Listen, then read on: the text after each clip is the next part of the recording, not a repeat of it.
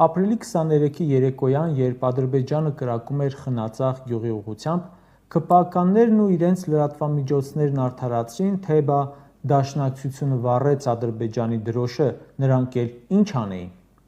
Էս մի ամիս է ադրբեջանա-թուրքական դրոշներ չեն վառել Հայաստանում, ավելին ասեմ, շատ լուրջ թրքասիրական քարոզ է Հայաստանի վարչապետի ու Ազգային ժողովի նախագահի մակարդակով, բայց արի ու տես, որ էլի կրակում են։ Նրանց բանակը կրակել է Սյունիքի մարզի Խոզնավար բնակավայրի ուղղությամբ, վնասել բնակելի տուն։ Ադրբեջանը կրակել է, իսկ ինչ է արել Հայաստանը։ Ոչ մի բան։ Նիկոլը հրամայել է չկրակել։ ՔՊՆ-ն ասում է չենք կրակում, որ էսկալացիա չլինի։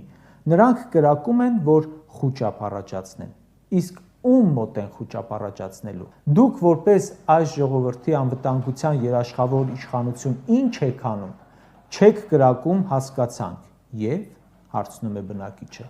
Ինչ եք անում բա։ Այդպես էլ չհասկացանք։ Ըստ երևույթին այս կրակոցներով թշնամին ասում է.